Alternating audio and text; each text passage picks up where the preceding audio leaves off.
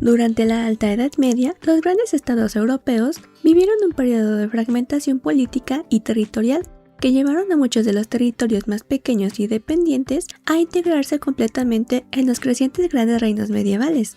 Pero entre ellos, el Ducado de Baviera destacó por su estabilidad que le ayudaría a convertirse en uno de los territorios más importantes y prósperos del Sacro Imperio Romano Germánico, con un poder independiente mucho mayor que la mayoría de los pequeños principados de la época. ¿Cómo creció Baviera a lo largo de la era medieval? ¿Cómo consolidó su relevancia en la región? ¿Cómo se convirtió en un territorio tan importante para el Imperio Germánico? Porque hay muchas preguntas por resolver, acompáñenme a historizar. En el siglo VIII, Baviera fue integrada como condado en el Imperio Carolingio, con lo cual el territorio perdió su autonomía, y los duques agilofingos, que hasta entonces gobernaban el territorio, debieron someterse al gobierno carolingio. Sin embargo, la conquista también tuvo otras consecuencias para Baviera. Por un lado, contribuyó a la estabilización del territorio, ya que pasó a formar parte de una estructura imperial que le ofrecía protección militar y estabilidad política. Por otro, las élites locales se adaptaron a un sistema en el que aprendieron a negociar su poder con una autoridad superior. No me fue tan mal. Uno de los hechos más importantes para Baviera en este periodo fue su establecimiento como reino dentro del imperio. Luis el Piadoso, hijo de Carlomagno, designó a Baviera como un principado que sería gobernado por uno de sus hijos, Luis el Germánico. Así, aunque tenía la presencia de un rey local en el territorio, esto no lo hizo independiente del Imperio Carolingio. Tras la fragmentación del imperio, Baviera pasó a formar parte del Reino Franco del Este, que más tarde se convertiría en el Sacro Imperio Germánico. Ahí, Arnulfo, nieto ilegítimo de Luis el Germánico, había sido puesto a cargo de la frontera oriental por su padre Carlomán, y poco después tomó el trono del reino en 888, pero no había un acuerdo claro sobre si él o sus hijos tenían derecho a gobernar legítimamente. Además, el debilitamiento del gobierno central significó el fortalecimiento de los ducados del reino. A partir del año 900, devastadoras incursiones magiares afectaron a la región, añadiéndose a la crisis por la incertidumbre política tras la muerte de Arnulfo, quien había muerto en el año 899, sin herederos. Está empezando el caos. No tenemos mucho tiempo. Entonces surgió la figura de Luitpoldo, margraviato de Carintia y de la Alta Panonia, que poseía autoridad sobre varios condados del sureste por medio del rey Arnulfo. En 907, el hijo de Luitpoldo, también llamado Arnulfo, asumió el liderazgo de Baviera, adoptó el título de duque, lo que marcó la creación de Baviera como un ducado e inauguró el reinado de la dinastía Luitpoldiga. Ya llegó por quien lloraban, chiquitas. En aquel momento, en medio de las invasiones magiares, el reino de Francia del Este carecía de la capacidad para garantizar la defensa de sus fronteras orientales, y Baviera, que estaba expuesta de manera directa y constante a las incursiones, necesitaba ser capaz de organizar resistencia militar y administrar el territorio.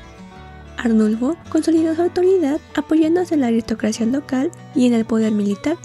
Al proclamarse duque, afirmó su autonomía frente al rey germánico, aunque sin romper completamente con él. Incorporó elementos heredados del periodo carolingio, como una organización territorial más definida y una relación más estructurada con la iglesia, aunque limitó mucho el poder eclesiástico para reforzar su autoridad. Los miembros de la casa Luitpoldiga, con el tiempo, también lograron crear un fuerte sentido de la identidad y lealtad regional. Se presentaron como defensores de los intereses de los bávaros, especialmente frente a amenazas externas y frente a la incapacidad de la corona germánica para garantizar la seguridad. Esto reforzó su prestigio y permitió que su autoridad fuera percibida como necesaria y legítima. ¡Ay, mi héroe! Por otra parte, el fortalecimiento del ducado también se apoyó en la reafirmación de la identidad bávara, basándose en el rescate de la historia del antiguo condado con sus tradiciones y formas de gobierno locales. Así, los Luitpolding presentaron su dominio no como un rompimiento con la tradición, sino como la restauración del viejo orden legítimo. También establecieron alianzas con la aristocracia local, ofreciéndole protección, reconocimiento y participación en el gobierno. Esto contribuyó a la estabilidad política interna. Hay algo que este joven no haga bien. Sin embargo, aún con todos estos logros, las amenazas a la dinastía no se detuvieron. En 938, Everardo, hijo del duque Arnulfo, fue depuesto por el rey germánico Otón I. Otón, decidido a limitar la autonomía de los ducados y a construir una autoridad central más fuerte, no estaba dispuesto a tolerar que Baviera fuera excesivamente independiente, y en 948 finalmente despojó a Ludwig-Polding de su poder e instaló a su hermano menor, Enrique I, como duque de Baviera. Con eso, Baviera dejó de ser gobernado por una dinastía regional y pasó a estar subordinado de forma más directa a la monarquía germánica. A partir de entonces, durante un siglo, en diferentes momentos, el ducado fue gobernado por miembros de la familia otoniana, por duques dependientes o por los propios hijos del emperador. En 1061, el hijo de la emperatriz Inés de Poitou, Enrique, se apoderó del ducado mediante métodos poco legítimos. Esto fue percibido por muchos príncipes como un abuso de poder y una alteración de las normas tradicionales de legitimidad, lo que condujo a la rebelión sajona en 1073, que puso en duda la autoridad del rey germánico frente a la nobleza regional. ¿Me quieres ver la cara de estúpida? Entonces, Enrique optó por otorgar Baviera a Güelfo, descendiente de la casa margravial veronesa del Este, con lo que buscaba asegurar la lealtad del duque y limitar su poder regional. Con el establecimiento del gobierno de los güelfos, se produjo un resurgimiento de los duques bávaros. Además, en ese momento, la disputa de las investiduras entre el emperador y el papa fortaleció el gobierno güelfo al ponerse del lado del papa. Después de que Enrique V, el último de los emperadores otonianos, muriera en 1125, Lotario III, de la casa de Supplinburg, fue elegido para el trono, y el duque bávaro Enrique el Orgulloso se había casado con la hija de Lotario, Gertrudis, por lo cual se le había prometido su herencia. De este modo, los güelfos parecían situarse en una posición excepcionalmente fuerte, formando también una estrecha unión con el poder imperial. Pero esta acumulación de poder causó inquietud entre los otros príncipes del imperio, por la posibilidad de que los güelfos heredaran vastos territorios y una influencia desmedida sobre la sucesión imperial. ¡Tú no mereces este poder! Cuando Conrado III, de la casa de Hohenstaufen, fue elegido emperador, pudo despojar a Enrique de todas sus posesiones, argumentando deslealtad y rebeldía, y Baviera fue entregada a su medio hermano Leopoldo V, margrave de Austria. Casi 2 décadas después, en 1156, el emperador Federico I Barbarroja intentó poner fin a los enfrentamientos entre las dos grandes casas rivales, los Hohenstaufen y los güelfos, para asegurar la lealtad de los principales príncipes del imperio y fortalecer su autoridad, y decidió devolver el ducado de Baviera a Enrique el León, descendiente de los güelfos.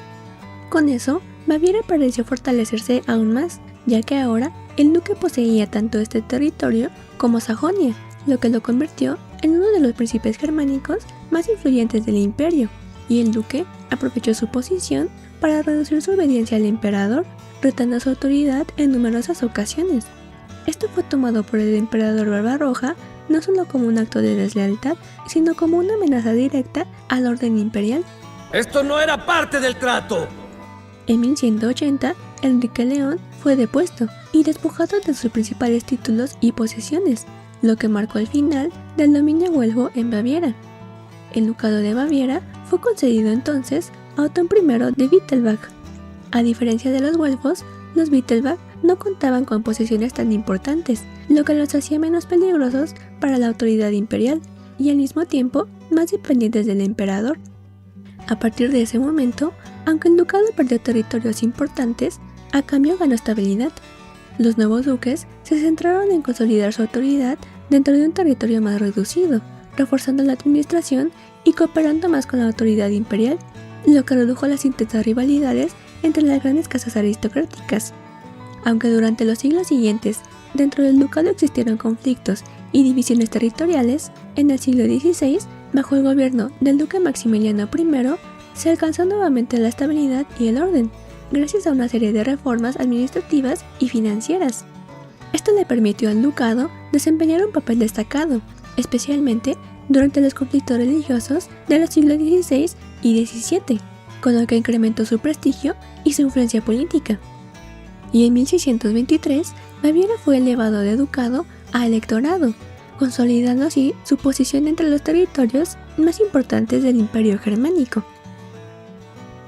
Saludos y muchas gracias a los miembros del canal, Joseph Way y Jorge Álvarez. Gracias por su apoyo. Gracias por ver el video de hoy. Los espero en la próxima ocasión para seguir respondiendo más preguntas históricas.